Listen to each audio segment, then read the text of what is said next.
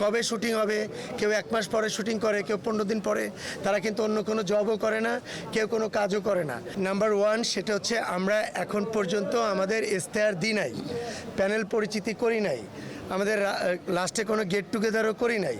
So আমার আরও connect আমার মেম্বারদের কাছে যেতে হবে, তাদের জন্য অফিসিয়ালি আমরা একটা দিনের আয়োজন করব, সেখানে আমরা আমাদের ইশতেহারটা জানাবো। আর একটা বিষয়, এটা খুব ভালো করে মন দিয়ে শুনে রাখবেন, সেটা হচ্ছে আমাদের আর্টিস্ট যারা আছে তারা কেউই অনুদান নিতে পছন্দ করেন না। তাদেরকে আপনি একটা গিফট দিবেন, তারা পছন্দ করে না। তারা আবার স্বপ্ন দেখতে পছন্দ করে, আবার ক্যামেরাতে কাট বলবে ডিরেক্টর, আবার লাইট জ্বলবে সেটে, আমি অ্যাক্টিং করব, যে ক্যারেক্টারই হোক না কেন। তাই যদি না হতো, আমার এফডিসিতে আপনি এসে দেখবেন শ আর্টিস্ট এখনও বসে আছে, কবে শুটিং হবে, কেউ 1 মাস পরে শুটিং করে, কেউ 15 দিন পরে। তারা কিন্তু অন্য কোনো জবও করে না, কেউ কোনো কাজও করে না। আমাদের বাংলাদেশে কাজের অভাব নাই, চাইলে যে কোনো জায়গায় তারা কাজ করতে গিয়ে তাদের জীবিকা নির্বাহ করতে পারতো, কিন্তু কেউ করে না। তারা এই স্বপ্ন দেখে কবে ক্যামেরা লাইট অ্যাকশন হবে।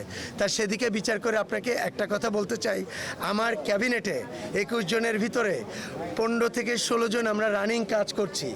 বিকজ ইন্ডাস্ট্রিতে ছবি কয়টা হয় আপনারা ভালো জানেন, ছবি যেগুলাই হচ্ছে, সাকিব ভাই আমাদের ইন্ডাস্ট্রির হিরো, সাকিব ভাইয়ের পরে বা অন্যান্য হিরোইনের পরে আমার ক্যাবিনেটে যারা আছে তারাই কাজ করতেছে।